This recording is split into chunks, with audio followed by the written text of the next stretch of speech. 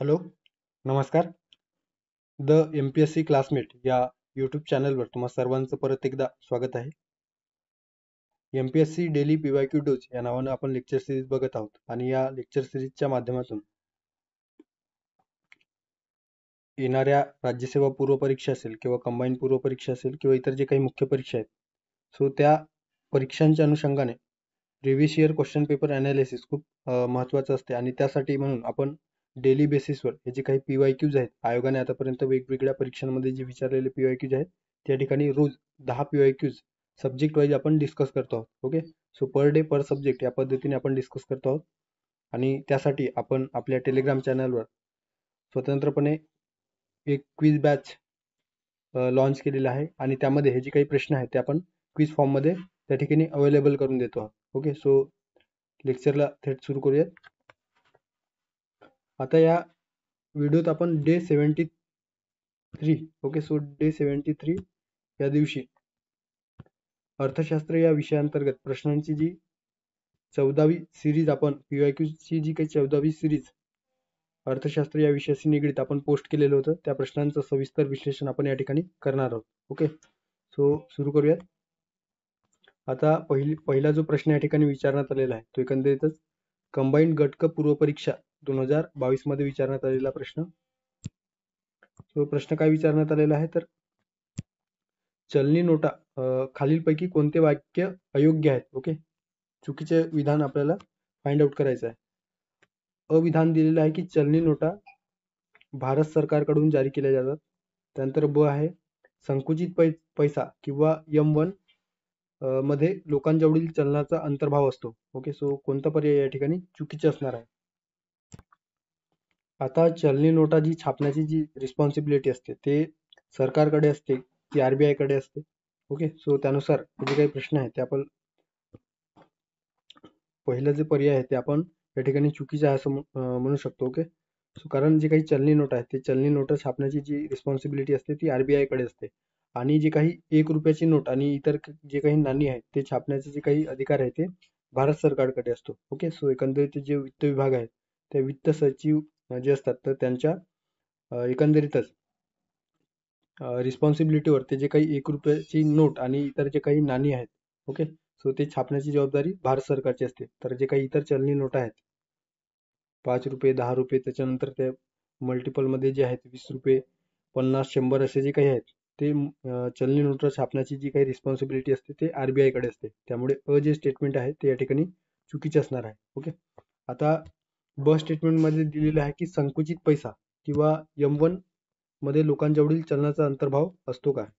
Okay, so M1 म्हणजे काय तर M1 मध्ये RBI कडे जे काही बँकेतील इतर ठेवी असतात वेगवेगळ्या माध्यमातून CRRच्या माध्यमातून किंवा इतर रेपो रेट किंवा इतर बॉन्डच्या स्वरूपात असतील किंवा ट्रेझरी बिलच्या स्वरूपात जे इतर कमर्शियल बँके आहेत त्या कमर्शियल बँकांच्या ठेवी RBI कडे असतात त्या ठेवींचा समावेश या M1 मध्ये केला जातो. त्यानंतर लोकांजवळचे जे काही नोटा व चलनी जे काही नाणी आहेत, ओके, चलनी नोटा आणि इतर नाणी, सो करन्सी जे असतात करंटमध्ये फ्लक्च्युएट होणारे, सो त्यांचा समावेश या M1 मध्ये केला जातो आहे. आणि बँकांमधील मागणी ठेवी, ओके, सो बँकांमधील मागणी ठेवी म्हणजे काय तर मागणी करता क्षणी जे ठेवी आपल्याला परत मिळू शकतात, सो असे जे काही सेव्हिंग अकाउंट किंवा सेव्हिंग्स असतात सो त्याचा समावेश या M1 या पैशाचा पुरवठा जी काही संकल्पना आहे त्याच्यामध्ये समावेश केला जातो.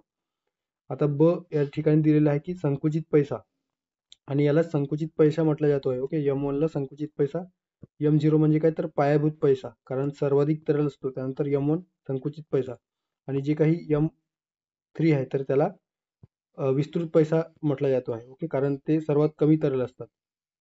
सो या ठिकाणी ब स्टेटमेंट दिलेलं आहे की संकुचित पैसा अर्थात M1 मध्ये लोकांजवळील चलनाचा अंतर्भाव असतो का तर नक्कीच या ठिकाणी दिलेलं आहे की लोकांजवळचे नोटा व नाणी यांचा समावेश या M1 मध्ये होतो आहे. सो ब जे स्टेटमेंट आहे ते या ठिकाणी योग्य असणार आहे. तर अ स्टेटमेंट या ठिकाणी चुकीचं असणार आहे आणि आपल्याला चुकीचं विचारलेलं होतं, अयोग्य विचारलेलं होतं. त्यामुळे पर्याय क्रमांक जर आपण बघितलं तर पर्याय क्रमांक 1 फक्त या ठिकाणी अयोग्य असणारा स्टेटमेंट आपण म्हणू शकतो. Okay, so M1 M2 M3 काय आहेत हे या ठिकाणी दिलेलं आहे, तुम्ही नंतर वाचू शकता. ओके, नोटांची जी छपाई करण्याची जी रिस्पॉन्सिबिलिटी असते ती RBI कडे असते, व 1 रुपयाची नोट व इतर जे काही चलनी नाण्यांची निर्मिती ही भारत सरकारची जबाबदारी असते. ओके, अशा पद्धतीने या ठिकाणी करन्सी संदर्भाने प्रश्न विचारण्यात आलेला होता. पुढे जाऊयात.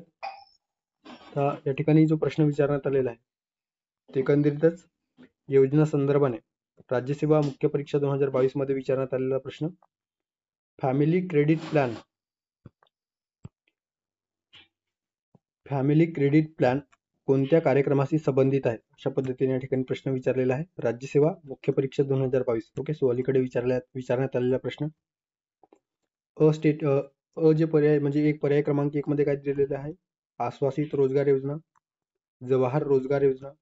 तिसरा पर्याय दिलेला आहे स्त्रिया आणि बालकांचा विकास योजना, आणि चौथा पर्याय दिलेला आहे एकात्मिक व ग्रामीण विकास कार्यक्रम. सो कोणत्या योजनेअंतर्गत फॅमिली क्रेडिट प्लॅन जी काही स्कीम आहे ते सुरू करण्यात आलेली आहे. ओके, सो ज्याला कुटुंब कर्ज योजना अशा पद्धतीने म्हटलं जातो आहे FCP. ओके, FCP म्हणजे काय तर फॅमिली क्रेडिट प्रोग्राम किंवा प्लॅन जी आहे ती एकत्रित एकात्मिक ग्रामीण विकास कार्यक्रमांतर्गत अर्थात IRDP integrated rural development program या अंतर्गत सुरू करण्यात आलेली आणि गरीब कुटुंबांना स्वस्त दरात कर्ज पुरवठा करण्यासाठीची एक योजना आपण या ठिकाणी म्हणू शकतो आहोत. ओके, सो स्वस्त कर्ज पुरवठा करण्यासाठी कुटुंब कर्ज योजना अर्थात फॅमिली क्रेडिट प्लॅन ही जी काही स्कीम आहे ते एकात्मिक ग्रामीण विकास कार्यक्रम इंटिग्रेटेड रुरल डेव्हलपमेंट प्रोग्रामच्या अंडरमध्ये ही योजना सुरू करण्यात आलेली आहे. त्यामुळे या प्रश्नाचा जर योग्य पर्याय असणार आहे तो पर्याय क्रमांक 4 एकात्मिक ग्रामीण विकास कार्यक्रम या प्रश्नाचा योग्य पर्याय आहे असं आपण म्हणू शकतो. आता जे काही एकात्मिक ग्रामीण विकास कार्यक्रम आहे ते एकंदरीतच भारत सरकारने 1978 मध्ये दारिद्र्य निर्मूलनासाठी ही योजना सुरू केलेली होती. ओके, आता तुम्ही कमेंट बॉक्समध्ये सांगणार आहात की कोणत्या पंचवार्षिक योजनेमध्ये एकात्मिक ग्रामीण विकास कार्यक्रम सुरू करण्यात आलेले होते. ओके, सो आणि गरीब लोकांना रोजगाराच्या संधी उपलब्ध करून देणे, तसेच जे काही वेगवेगळ्या उपक्रमांसाठी आवश्यक सबसिडी देणे या एकात्मिक ग्रामीण विकास कार्यक्रमाचा एक उद्देश किंवा हेतू होता असं आपण म्हणू शकतो. ओके, सो पर्याय क्रमांक 4 या प्रश्नाचा योग्य पर्याय असणार आहे. त्यानंतरचा प्रश्न एकंदरीतच आर्थिक नियोजन संदर्भाने या ठिकाणी YSO मुख्य परीक्षा 2022 मध्ये विचारण्यात आलेला प्रश्न. खालीलपैकी नियोजनाचे प्रकार कोणते. ओके, सो नियोजना संदर्भात जे काही वेगवेगळे प्रकार आहेत त्या संदर्भाने या ठिकाणी प्रश्न विचारण्यात आलेला आहे. लोकशाही नियोजन, ब दिलेलं आहे हुकुमशाही नियोजन, क सामाजिक नियोजन आणि ड केंद्रित नियोजन. सो नियोजनाचे कोणकोणते प्रकार या ठिकाणी आपण म्हणजे आपल्याला दिसून येतो आहे. ओके, अ आणि ब, अ ब क, अ ब ड ही वरीलपैकी सर्व. आता नियोजनाच्या प्रकारमध्ये या ठिकाणी भरपूर नियोजनाचे प्रकार दिलेले आहेत. ओके, ज्याच्यामध्ये डेमोक्रॅटिक आणि टोटलिटेरियन. डेमोक्रॅटिक म्हणजे काय तर लोकशाही नियोजन आणि टोटलिटेरियन म्हणजे काय तर हुकुमशाही नियोजन ज्याला म्हटलं जातं. ओके, त्यामुळे या ठिकाणी प्रश्नात दिलेलं आहे लोकशाही नियोजन आणि हुकुमशाही नियोजन हे नियोजनाचे प्रकार आहेत. त्यानंतर सामाजिक नियोजन आहे का सोशल प्लॅनिंग, तर हे एकंदरीत आर्थिक दृष्टीने सामाजिक नियोजन हे या ठिकाणी नियोजनाचे प्रकार म्हणून आपण कन्सिडर करत नाही. ओके, एकंदरीतच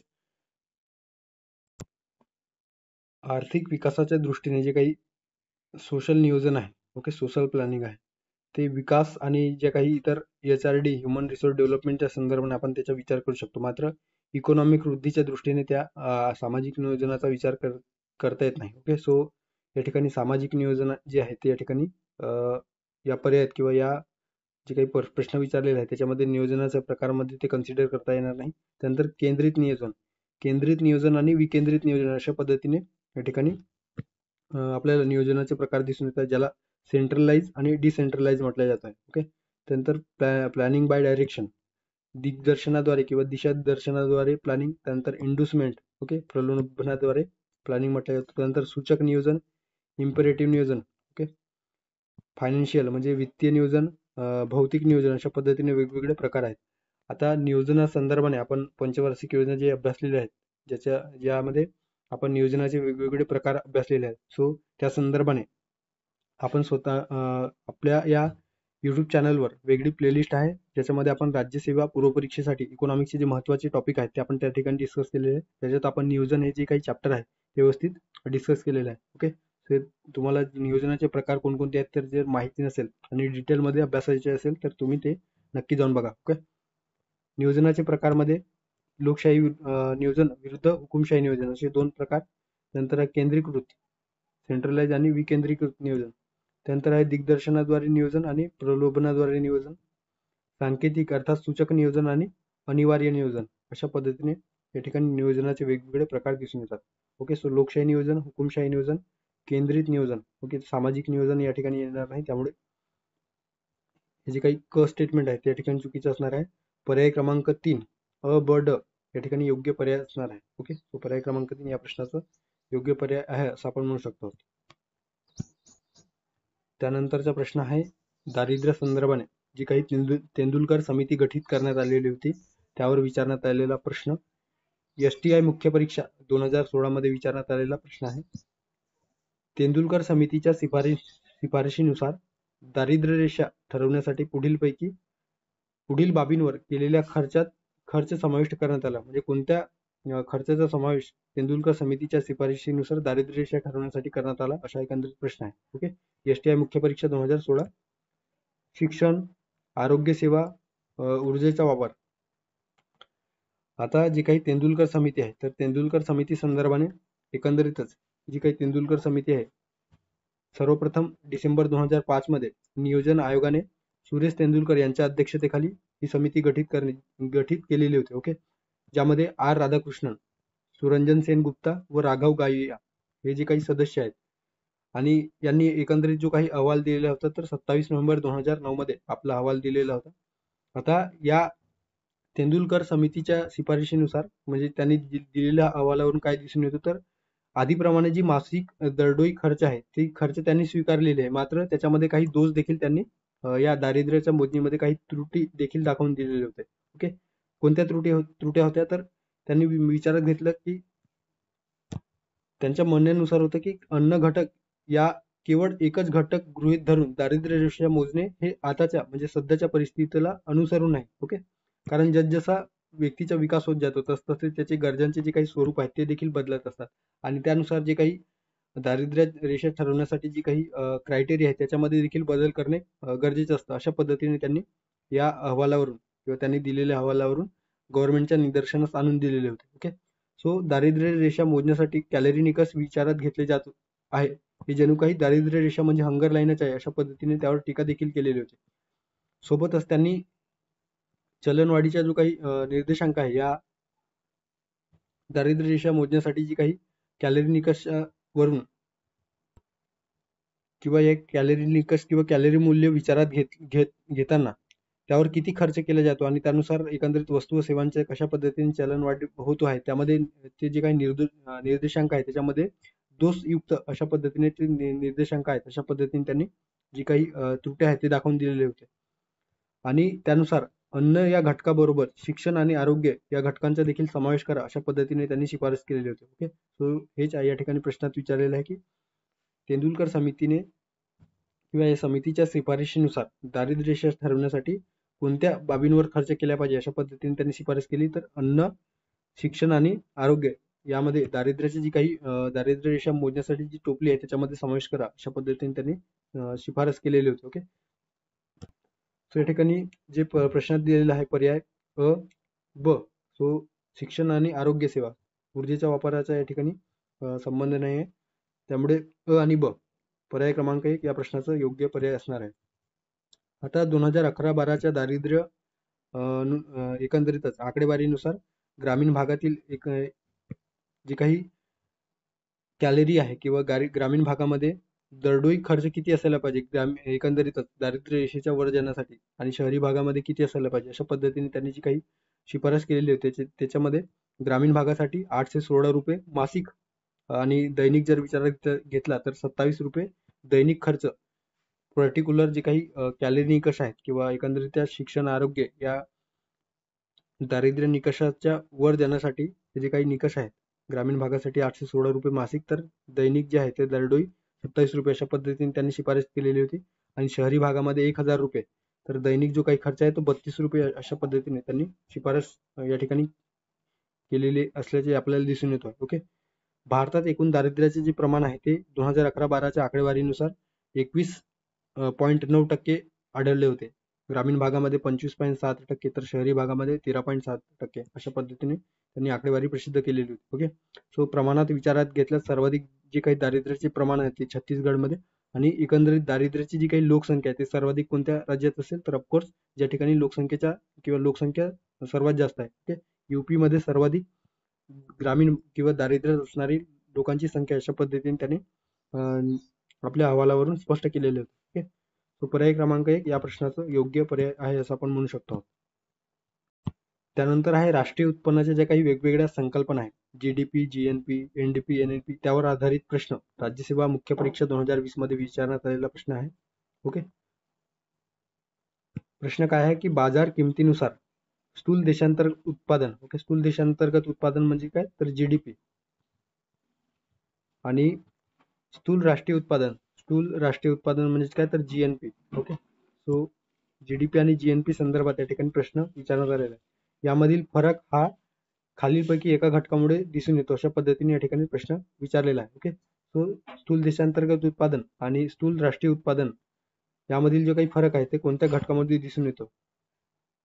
एकूण वस्तू व सेवांचे उत्पादन, परदेशी उत्पादन घटकांपासून उत्पन्नाचा समावेश, त्यानंतर आहे परदेशी नागरिकांनी देशात उत्पादित केलेल्या वस्तू व सेवा, आणि चौथा जे पर्याय दिलेला आहे की घटक किमतीनुसार वस्तू व सेवांची किंवा सेवांच्या उत्पन्नाची बेरीज. तो कुठला पर्याय या दोन्हीतील फरक म्हणून आपण कन्सिडर करू शकतो. ओके, जीडीपी आणि जीएनपी मधील जे काही फरक आहे तो कोणत्या घटकावरून आपल्याला दिसून येतो. ओके, तर तत्पूर्वी आपल्याला जीडीपी आणि जीएनपी जी काही संकल्पना आहे ते काय आहेत ते माहिती असणे गरजेचे आहे. ओके, याआधी जर तुम्ही हे जे काही राष्ट्रीय उत्पन्न आपण जे अभ्यासलेले आहे, ओके, राज्यसेवा पूर्व परीक्षेसाठी त्याची वेगळी प्लेलिस्ट देखील दिलेली आहे. त्याच्यामध्ये सविस्तर राष्ट्रीय उत्पन्न जे काही प्रकरण आहे ते अभ्यासताना आपण जीडीपी, जीएनपी ज्या काही वेगवेगळ्या संकल्पना आहेत त्या सविस्तर त्या ठिकाणी आपण डिटेलमध्ये डिस्कस केलेल्या आहेत. ओके, सो ते तुम्ही जाऊन बघू शकता.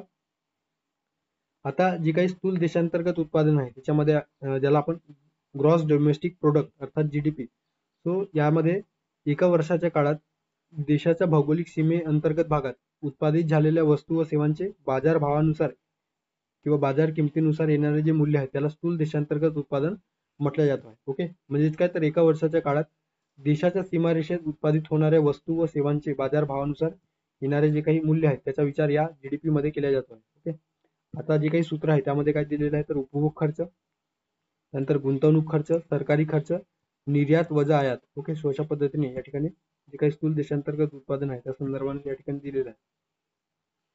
थोडक्यात काय आहे तर समजा या ठिकाणी जे दिलेलं आहे त्याच्यावरून जीडीपी म्हणजे काय तर या भारताच्या भौगोलिक सीमेअंतर्गत जे काही कंपन्या आहेत किंवा वेगवेगळे उत्पादनाचे जे क्षेत्र आहे त्याच्यामध्ये त्यापासून जे काही वस्तू व सेवांचे उत्पादन केले जातो आणि त्यांचं जे काही एकंदरीत अंतिम मूल्य जेव्हा विचारात घेतला जातो. ओके, मग ते रोजगारीच्या स्वरूपात इतर जे काही प्रोडक्शन किंवा उत्पादनाच्या घटकांना जे दिलेले मोबदला असतील तर त्यांच्यात देखील समावेश या जीडीपी मध्ये केला जातो. ओके, समजा एखादा युएसएचा जे काही नागरिक आहे तो भारतामध्ये येऊन एखाद्या कंपनीमध्ये जर काम करत असेल, ओके, सो त्याचा देखील त्याने उत्पादन करण्यासाठी जे काही सहाय्य केलेलं आहे तर सो त्याचा या ठिकाणी जीडीपी मध्ये फक्त भारताच्या याच्यामध्ये विचार केला जाईल. ओके, अर्थात जीडीपी मध्ये त्याचा विचार केला जाईल. हे झाले म्हणजे एकंदरीतच.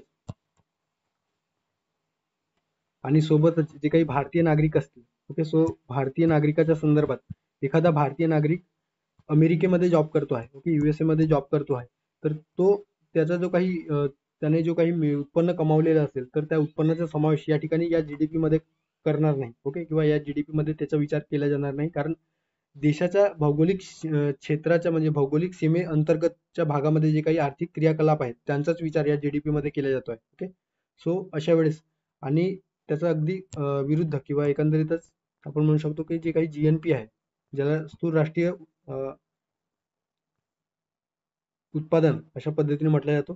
स्थूल देशांतर्गत उत्पादन आणि स्थूल राष्ट्रीय उत्पादनामध्ये काय दिसून येतो तर जीएनपी याच्यामध्ये आपल्याला दिसून येतो की बाहेरील व्यक्ती यामध्ये उत्पन्नाचा विचार केला जातो आणि बाहेरील व्यक्ती समजा भारताचा नागरिक आहे तो युएसए मध्ये जॉब करतो आहे आणि युएसए मधून जॉब करून जे काही त्याला रेमिटन्स प्राप्त किंवा युएसए च्या कंपनीमध्ये जॉब करून त्याला जे काही रेव्हेन्यू किंवा एकंदरीतच जो उत्पन्न मिळतो आहे तर त्या उत्पन्नाचा जेव्हा विचार या भारताच्या नॅशनल इन्कम मध्ये केला जाईल, सो ते एकंदरीत जीएनपी आधारित असेल. ओके.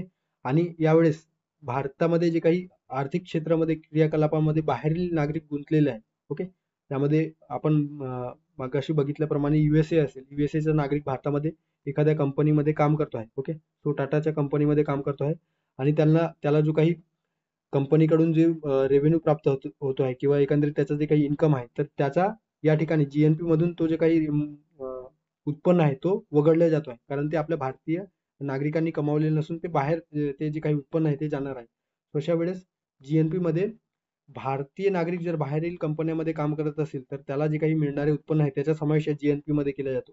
तर आपल्या देशामध्ये जे काही परकीय नागरिक असतील आणि आपल्या देशामध्ये ते वेगवेगळ्या कंपन्यांमधून उत्पन्न प्राप्त करत असतील तर त्याचा या जीएनपी मधून वगळला जातो किंवा वजा केला जातो. ओके. सो जीडीपी आणि जीएनपी मध्ये हेच या ठिकाणी फरक आपण बघितलेला आहे. ओके.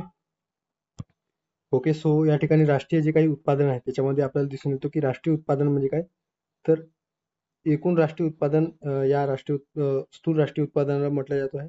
आणि देशातील व्यक्ती, ओके, देशातील जे काही नागरिक आहे ते आपल्या देशामध्ये उत्पन्न कमवत असो की बाहेरच्या देशामध्ये, सो एका वर्षाच्या कालखंडामध्ये त्याने जेवढे अंतिम वस्तू व सेवांच्या उत्पादनातून जे काही महसूल आहे किंवा उत्पन्न जे कमवलेले आहे त्याचा जेव्हा पैशात जे काही मूल्य आहे ते पैशात व्यक्त केले जाते आणि त्याचा समावेश आपल्या या राष्ट्रीय उत्पन्नामध्ये जेव्हा केला जातो तर त्याला ग्रॉस नॅशनल प्रोडक्ट किंवा स्थूल राष्ट्रीय उत्पादन अशा पद्धतीने म्हटलं जातं. ओके. आता जर आपण दोन्हीमध्ये डिफरन्स जर बघितलं तर आपल्याला सूत्रांच्या आधारे जास्त म्हणजे योग्य पद्धतीने लक्षात ठेवू शकतो. सो दोन्हीमध्ये उपभोग खर्चाचा विचार केला जातो आहे स्थूल देशांतर्गत उत्पादनामध्ये आणि स्थूल राष्ट्रीय उत्पादनामध्ये अर्थात जीडीपी आणि जीएनपी मध्ये. त्यानंतर गुंतवणूक खर्चाचा देखील दोन्हीमध्ये विचार केला जातो आहे. सरकारी आणि सरकारी खर्च याच्यामध्ये दोन्हीमध्ये या सरकारी खर्चाचा विचार केला जातो. आयात निर्यात, ओके, निर्यातीपासून जे काही मूल्य आपल्याला प्राप्त झालेले असतील आणि आयातीमधून जो काही आपला खर्च झालेला असेल तर त्याचा देखील या स्थूल राष्ट्रीय उत्पादनामध्ये आणि स्थूल देशांतर्गत उत्पादनामध्ये विचार केला जातो आहे. ओके. आता फरक कुठं दिसून येतो तर यामध्ये निव्वळ येणी म्हणजे काय, तर जे काही रेमिटन्स भारतीय नागरिकांनी जे रेमिटन्स प्राप्त केलेले असतील तर त्याचा समावेश आपण स्थूल राष्ट्रीय उत्पादन अर्थात जीएनपी मध्ये करत असतो. ओके. सो आणि परकीय नागरिकांनी आपल्या देशामध्ये जे काही राहून किंवा आपल्या देशातील आर्थिक क्रियाकलापामध्ये राहून जे काही उत्पन्न प्राप्त केले असतील ते आपण वगळत असतो. म्हणजे अर्थात जी काही देणी आहे ती देणी वजा केली जाते आणि आपल्याला जे स्थूल देशांतर्गत उत्पादनामध्ये अशा पद्धतीची निव्वळ देणीचा विचार आपण करत नाही. त्यामुळे फक्त या ठिकाणी स्थूल राष्ट्रीय उत्पादनाच्या मध्ये आपण त्या परदेशी उत्पादन घटकापासून जेव्हा उत्पन्नाचा समावेश आपण आपल्या स्थूल राष्ट्रीय उत्पादनामध्ये किंवा नॅशनल इन्कम आहे त्याच्यामध्ये करत असतो तर त्याला आपण स्थूल राष्ट्रीय उत्पादन अशा पद्धतीने म्हणत असतो. ओके. आता हेच या ठिकाणी प्रश्नात विचारलेलं होतं की स्थूल देशांतर्गत उत्पादन आणि स्थूल राष्ट्रीय उत्पादनामधील फरक खालीलपैकी कोणत्या घटकामध्ये दिसून येतो. ओके. सो एकूण वस्तू व सेवांचे उत्पादन आहे का, तर दोन्हीमध्ये एकूण वस्तू व सेवांचे उत्पादन आपण या ठिकाणी आपल्याला दिसून येतो आहे. ओके. परदेशी उत्पादन घटकापासून उत्पन्नाचा समावेश, या ठिकाणी हे जे काही पर्याय आहे ते योग्य असणार आहे. कारण परदेशी उत्पादन घटकांपासून जेव्हा आपण उत्पन्नाचा समावेश परकीय जे काही भारतातील नागरिकांनी परदेशात जाऊन जे उत्पन्न प्राप्त केले त्याचा समावेश आपण या स्थूल राष्ट्रीय उत्पादनामध्ये करतो आहोत अर्थात जीएनपी मध्ये करतो आहोत. आणि आपल्या देशामध्ये परकीय नागरिकांनी कमवलेले जे काही उत्पन्न आहे त्याचा आपण आपल्या राष्ट्रीय उत्पन्नातून किंवा राष्ट्रीय उत्पादनामधून वजा करतो आहोत. ओके. सो दुसरा जे पर्याय आहे ते या ठिकाणी योग्य असणार आहे. तिसरा पर्याय काय दिलेला आहे तर परदेशी नागरिकांनी देशात उत्पादित केलेल्या वस्तू व सेवा. आता परदेशी नागरिकांनी देशात उत्पादित केलेल्या वस्तू व सेवा म्हणजे काय, तर त्याचा समावेश देशाच्या भौगोलिक सीमे अंतर्गत आयदर ते परदेशी असो किंवा देशातील नागरिक असो तर त्याचा समावेश या स्थूल देशांतर्गत उत्पादनामध्ये केला जातो.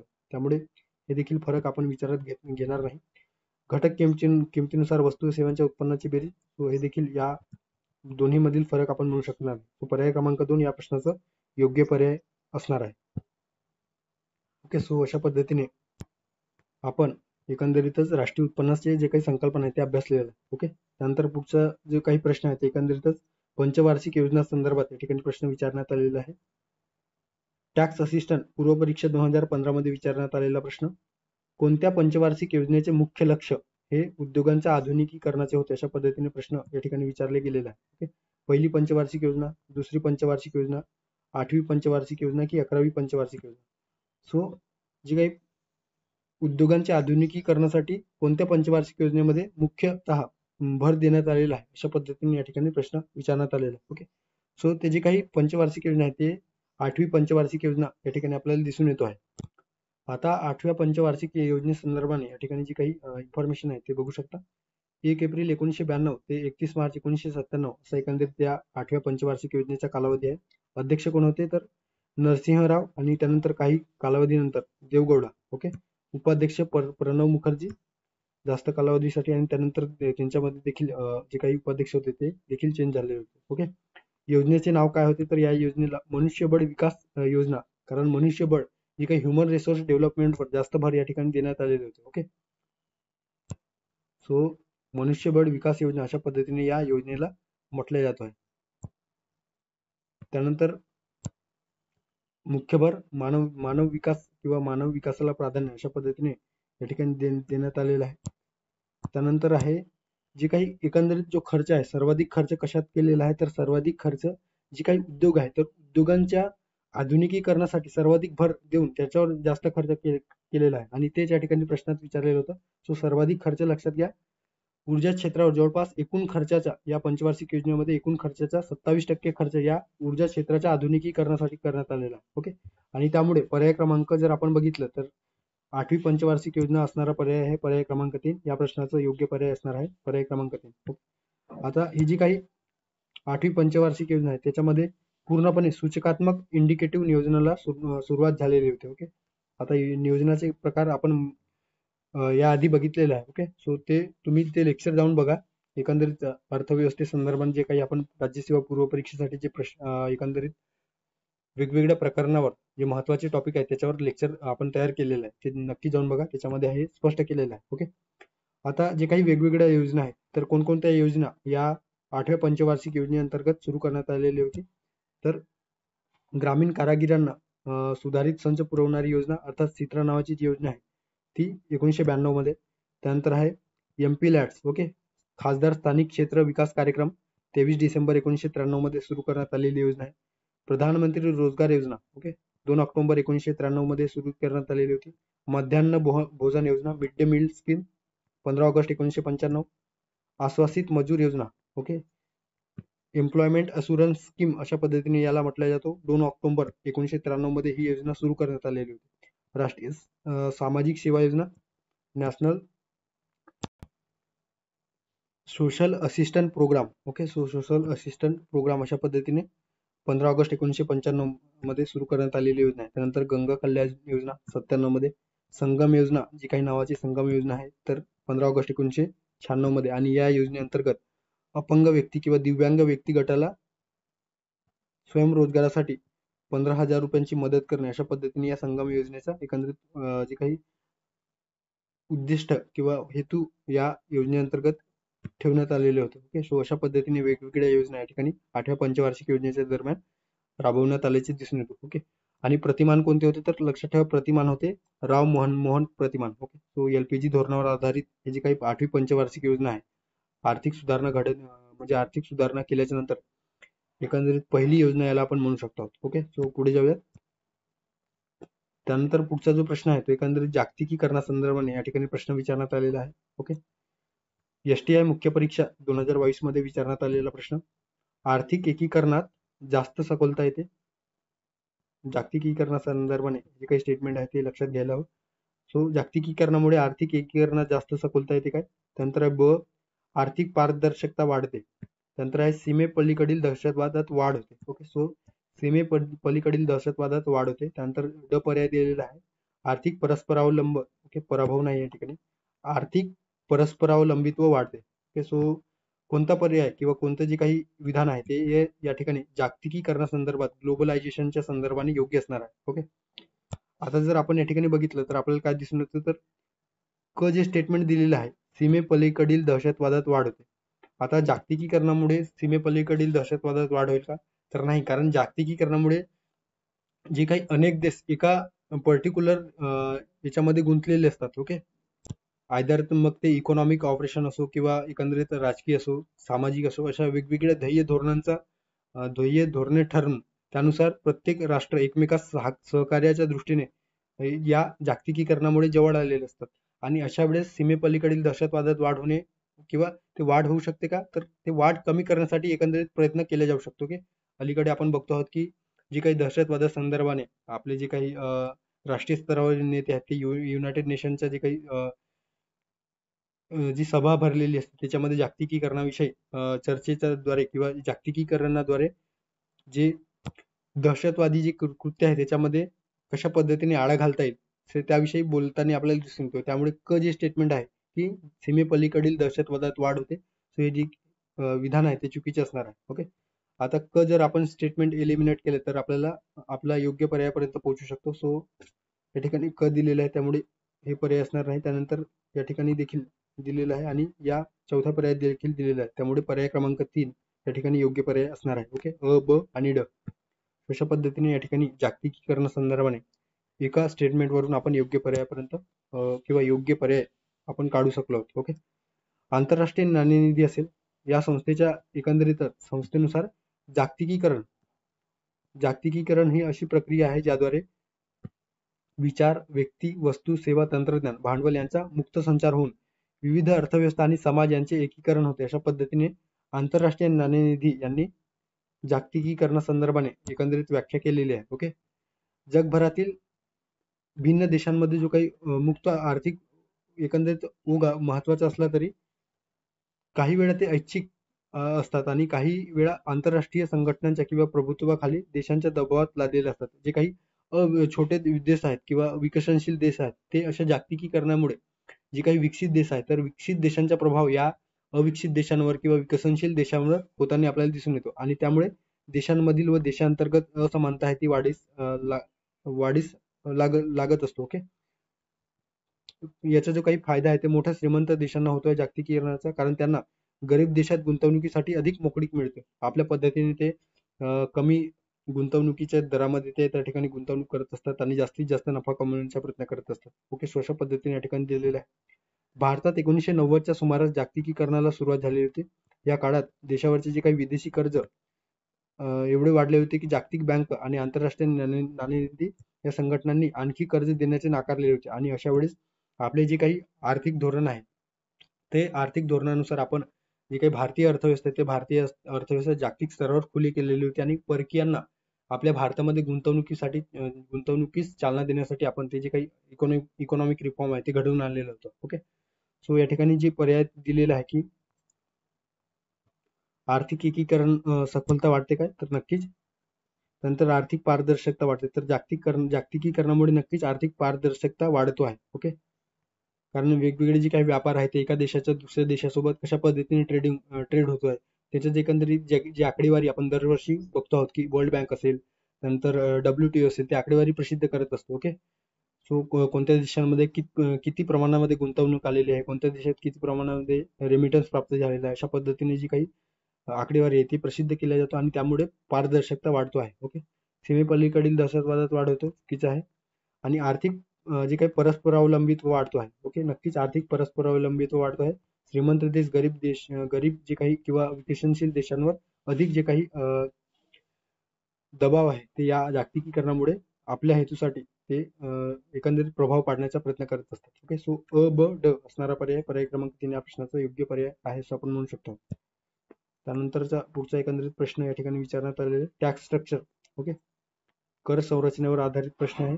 एसटीआय मुख्य परीक्षा 2018 मध्ये विचारण्यात आलेला प्रश्न. भारतातील उत्पन्न कराचे स्वरूप कसे आहे? प्रमाणबद्ध, पुरोगामी, प्रतिगामी की वरीलपैकी एकही नाही. आता प्रतिगामी, पुरोगामी आणि जी काही प्रमाणबद्ध आहे त्या संदर्भाने आपल्याला या ठिकाणी जी काही इन्फॉर्मेशन आहे, बेसिक इन्फॉर्मेशन ते माहिती असणे गरजेचं आहे. सो प्रतिगामी म्हणजे काय, तर ज्याला रिग्रेसिव्ह टॅक्स म्हटलं जातो आहे आणि पुरोगामी म्हणजे काय, तर प्रोग्रेसिव्ह. ओके, सो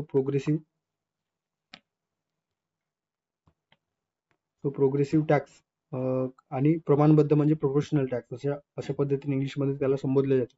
आता प्रतिगामी कर म्हणजे काय, तर ज्या कराच्या अधीन राहून रकमेमध्ये जेव्हा वाढ होत असतो आणि त्या एकंदरीतच कराचा जो दर आहे तो कमी कमी होत असतो, तर त्याला प्रतिगामी कर म्हटलं जातो. ओके. सो अधिक आपल्याला जेव्हा एकंदरीतच अंतिम वस्तू व ज्या काही सेवा असतात ते एकंदरीत जेव्हा बाजारामध्ये विकल्या जातात आणि त्यावर जो काही आपण टॅक्स भरत असतो, तर त्यावेळेस गरीब व श्रीमंतांना ते जी काही टॅक्स संरचना आहे ती एकंदरीत एक पर्टिक्युलर म्हणजे समप्रमाणामध्ये असते. ओके. समजा या ठिकाणी आपण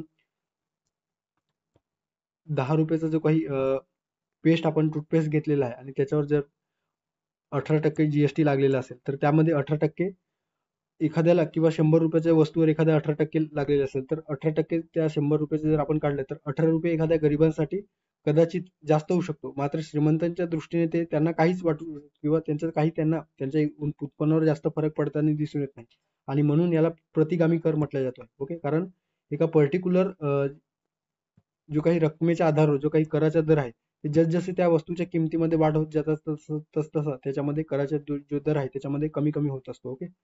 सो कराचा जो दर आहे ते उच्च ते निम्न अशा पद्धतीने असतो. सर्वात कमी रकमेवर सर्वात जास्त कर आकारला जातो. म्हणजे छोट्या रकमेवर किंवा छोटी वस्तू असतील तर अशावर जास्त कर त्यावर आकारला जातो, कारण त्यापासून जो काही उत्पन्न आहे तो जास्ती कमी प्रमाणात विकल्या गेल्याने त्यांना जास्तीत जास्त उत्पन्न प्राप्त करायचे असतो. ओके. आणि कमी उत्पन्न असलेल्या व्यक्तींनी प्रतिगामी करांचा बोजा सहन करावा लागतो. थोडक्यात काय तर जेव्हा अंतिम वस्तू व सेवांच्या गुड्स आणि सर्व्हिसवर जेव्हा अशा पद्धतीने कर आकारला जातो तर त्याला प्रतिगामी कर म्हटलं जातं. ओके. त्याचे उदाहरण लक्षात घ्या. जे काही विक्री आणि सेवा कर आहेत, जे अप्रत्यक्ष कराचे उदाहरण, तर अप्रत्यक्ष कर हे या प्रतिगामी कराचे उदाहरण म्हणू शकतो. ओके. हे जे काही अंतिम वस्तू व सेवा दैनंदिन उत्पादने किंवा सेवा खरेदी करताना गरीब आणि श्रीमंत यांना समान कर भरावे लागतात आणि म्हणूनच हे जे काही प्रतिगामी करामुळे आपल्याला जी काही विषमता आहे किंवा आर्थिक विषमता आहे ते आपल्याला दिसून येतो आहे. ओके. त्यानंतर पुरोगामी कर म्हणजे काय इन्कम टॅक्स.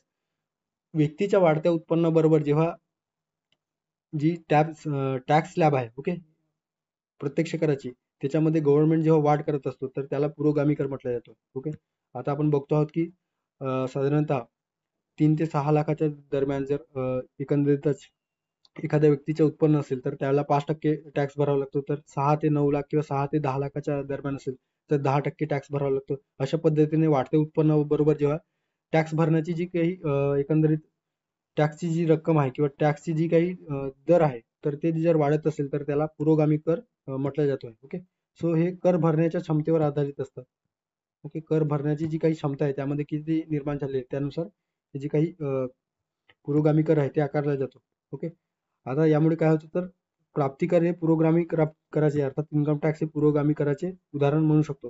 पुरोगामी कर आकारणीमुळे श्रीमंतांकडून गरिबांकडे उत्पन्नाचे पुनर्वितरण होत असतो. जास्तीत जास्त जे श्रीमंत लोक आहेत ते अशा पद्धतीने टॅक्स भरत असतात, कारण त्यांचा जो काही एकंदरीतच इन्कम आहे तो जास्त असतो आणि त्यामुळे त्याचा जो काही वापर आहे तो गव्हर्नमेंट गरिबांच्या कल्याणासाठी करत असतो. म्हणून पुरोगामी कर हे श्रीमंतांकडून गरिबांकडे उत्पन्नाचे वितरण आहे अशा पद्धतीने ओळखला जातो.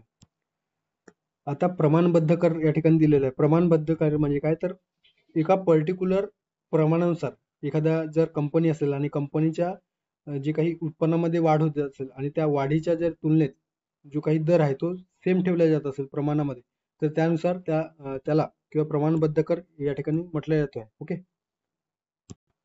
सो वाढत्या निश्चित उत्पन्नाबरोबर जी काही कराचा जो दर आहे तो एका प्रमाणामध्ये निश्चित ठेवला जातो, तर त्याला प्रमाणबद्ध कर म्हटलं जातं. ओके. आता भारतामध्ये जे काही उत्पन्नाचे जे स्वरूप आहे ते एकंदरीत पुरोगामी स्वरूपाचे आपल्याला दिसून येतो. त्यामुळे पर्याय क्रमांक 2 या प्रश्नाचा योग्य पर्याय असणार आहे, ज्यामध्ये आयकराच्या माध्यमातून जास्तीत जास्त उत्पन्न प्राप्त करून ते गरिबांच्या किंवा एकंदरीत वेलफेअरवर खर्च करण्याची जी काही प्रवृत्ती आहे ते गव्हर्नमेंटची दिसून येते. लक्षात ठेवा, पर्याय क्रमांक 2 या प्रश्नाचा योग्य पर्याय असणार आहे. त्यानंतरचा जो प्रश्न आहे तो एकंदरीत जागतिक व्यापार संघटनेसंदर्भाने या ठिकाणी प्रश्न विचारण्यात आलेला आहे. पुढीलपैकी कोणते करार जागतिक व्यापार संघटनेशी संबंधित आहेत? टॅक्स असिस्टंट मुख्य परीक्षा 2018 मध्ये विचारण्यात आलेला प्रश्न. शेतीविषयक करार, बौद्धिक संपदा संबंधीचा व्यापार करार, नंतर वस्तू व व्यापारासंबंधीचा बहुपक्षीय करार. तो कुठला पर्याय किंवा कुठले करार जे आहेत ते या जागतिक व्यापार संघटनेशी संबंधित आहेत? अ आणि ब, अ आणि क, ब आणि क, वरीलपैकी सर्व. ओके.